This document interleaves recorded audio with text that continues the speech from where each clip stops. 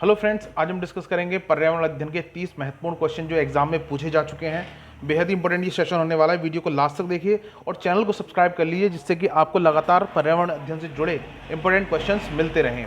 तो friends start करते हैं। पहला क्वेश्चन देखते हैं, निम्नलिखित में से रोग और उनके द्वारा प्रभावित अंगों को सुमेलित का सही विकल्प चुनिए। यानी आपके सामने एक लिस्ट दे रखी है, एक तरफ रोग है, दूसरी तरफ प्रभावित अंग है, ठीक है, और इनको पढ़ के आपको बताना है कौन सा ऑप्शन सही है। तो देखिए, पीलिया जो है, रेबीज, एड्स और फाइलेरिया, ठीक है।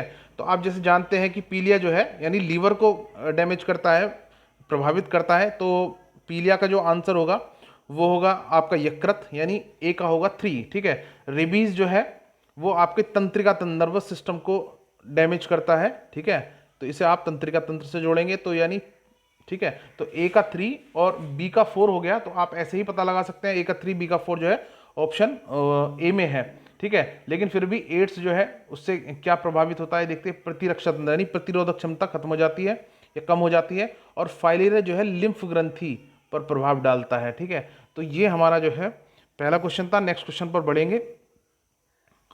नेक्स्ट क्वेश्चन है हमारा, अपने पर्यावरण की स्वच्छता और शुद्धता का मूल्यांकन करना प्रमुख उद्देश्य है, ठीक है। तो ये कैसा उद्देश्य है? संज्ञानात्मक क्षेत्र का, भावनात्मक क्षेत्र का, मनोकार्यात्मक क्षेत्र का, या उपयुक्त में से कोई नहीं? तो ऑप्शन बी इसका करेक्ट आंसर होगा। ये भावनात्मक क्षेत्र का है।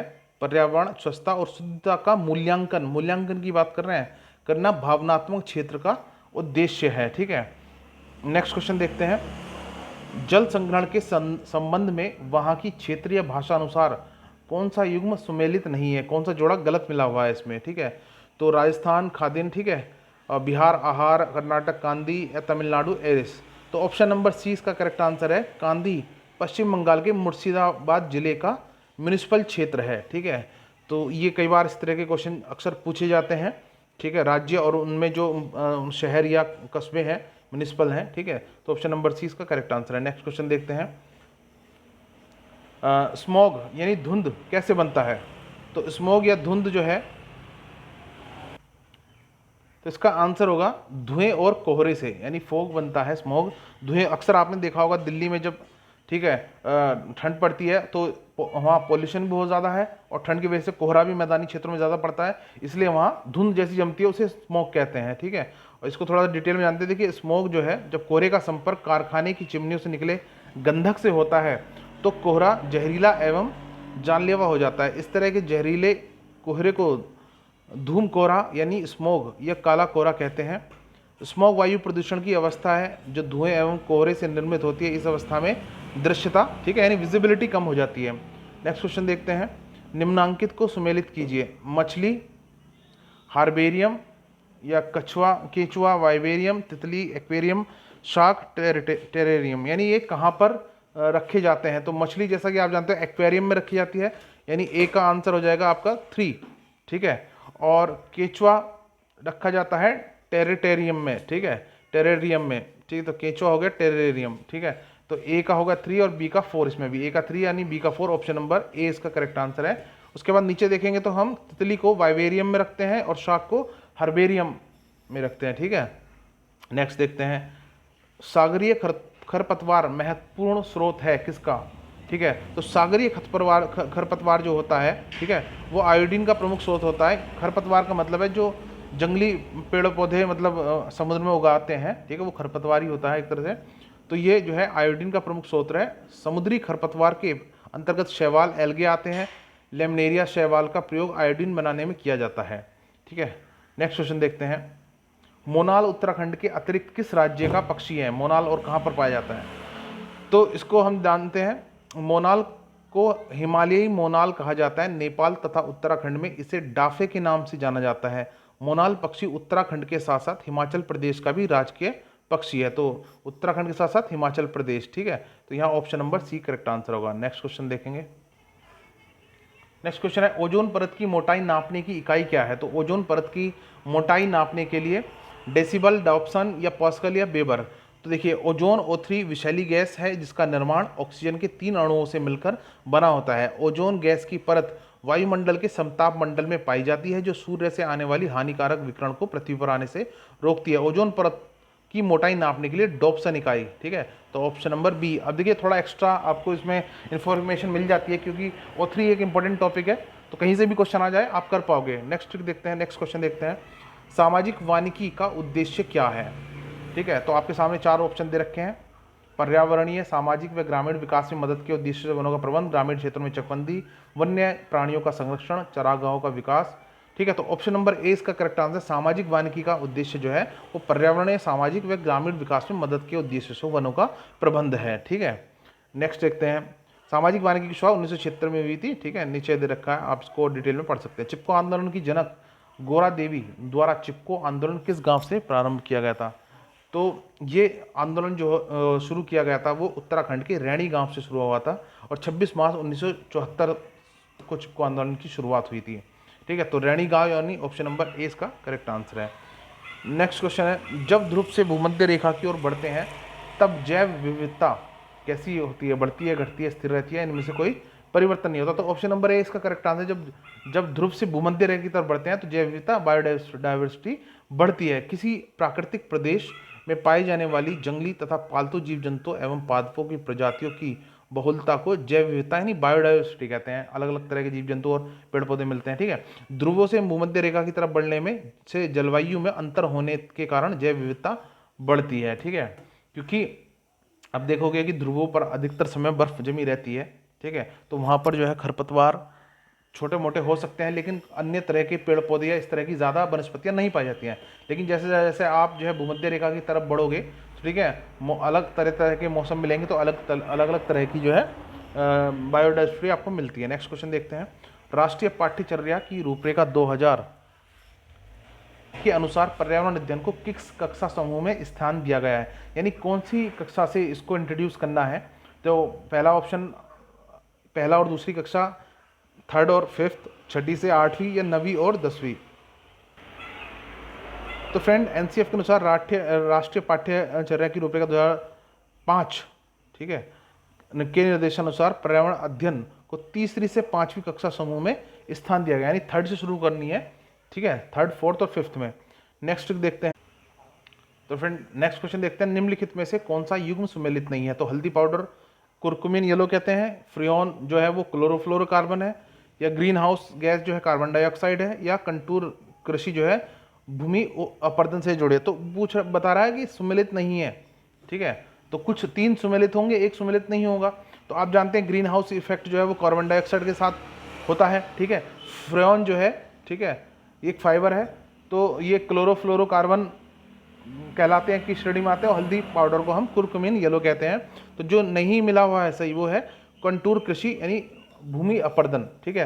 तो कंटूर कृषि विधि से भूमि अपर्दन की क्रिया नहीं होती है। कंटूर कृषि विधि में क्यारियां बनाकर खेती की जाती है जो मृदा अपर्दन को रोकती है, तो ये इससे सम्मिलित नहीं है, यानी कंटूर कृषि की वजह से भूमि अपर्दन नहीं होता है, ठीक है। नेक्स्ट देखते हैं, सजीवों में ऑक्सीजन की प्रक्रिया में, ऑक्सीश्वसन की प्रक्रिया में डैश डैश ऊर्जा अवमुक्त होती है। तो कितनी ऊर्जा अवमुक्त होती है? तो ये है correct answer option number C, 28 kilo calorie. सजीवों में ऑक्सीश्वसन की प्रक्रिया के लगभग 28 किलो कैलोरी ऊर्जा अवमुक्त होती है, ठीक है। नेक्स्ट है, भूकंप की तरंगों को निरूपित करता है, ठीक है।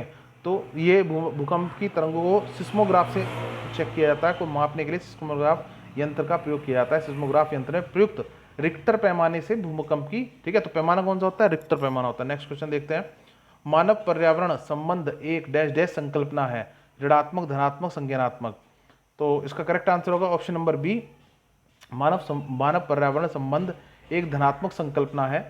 मानव पर्यावरण यानी मैन एनवायरमेंट रिलेशनशिप संबंध मनुष्य की प्राकृतिक पर्यावरण के साथ दो तरफा भूमिका होती है, अर्थात मनुष्य एक तरफ तो भौतिक पर्यावरण के जैविक संगठक का एक महत्वपूर्ण भाग तथा घटक कंपोनेंट है, तो दूसरी तरफ वह पर्यावरण का एक महत्वपूर्ण कारक फैक्टर भी है।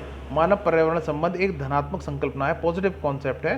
तो आप समझ गए होंगे कि ये पॉजिटिव कॉन्सेप्ट क्यों है, ठीक है। नेक्स्ट क्वेश्चन देखते हैं, किसी खाद्य श्रृंखला की प्रथम कड़ी सदैव हरे पादप होते हैं क्योंकि, पहला ऑप्शन है वे विस्तृत रूप से फैले होते हैं, दूसरा वे मृदा से जुड़े होते हैं, तीसरा है वे सूर्य के प्रकाश में वायुमंडलीय CO2 को स्थिरीकृत करते हैं, या उनमें जड़ी होती हैं। तो ये सही ऑप्शन है ऑप्शन नंबर सी, किसी खाद्य श्रृंखला की प्रथम कड़ी सदैव हरे पादप होते हैं क्योंकि वे सूर्य के प्रकाश में वायुमंडलीय कार्बन डाइऑक्साइड को स्थिरीकृत करते हैं। ठीक है, नेक्स्ट क्वेश्चन देखते हैं। पृथ्वी की सतह का कितना प्रतिशत भाग जल से घिरा हुआ है? तो बड़ा कॉमन क्वेश्चन है, कई बार पूछा गया है। Option number B correct answer, 71% जो है जल से घिरा है। ठीक है, जो पृथ्वी का 2/3 भाग के बराबर है। तो क्वेश्चन कैसे भी प्रतिशत में आया तो 71%, और पार्ट्स में आया तो 2/3 भाग जो है पानी से सतह घिरी हुई है। नेक्स्ट क्वेश्चन देखते हैं। उच्चतम न्यायालय ने सरकार को निर्देशित किया है कि यमुना के जल की गुणवत्ता कम से कम ग्रेड सी तक स्तर तक बनाएं, जिससे उसे लोगों को के पीने योग्य बनाकर उपलब्ध कराया जा सके। उक्त कथनासुना अनुसार ग्रेड सी स्तर का अर्थ क्या है? तो ग्रेड सी स्तर का अर्थ है औसत दर्जे का प्रदूषित जल, यानी ज़्यादा गंदा जल ना हो। ठीक है, तो औसत जो आमतौर पर प्रदूषित मात्रा होती है। ठीक है, तो ऑप्शन नंबर सी इसका करेक्ट आंसर है।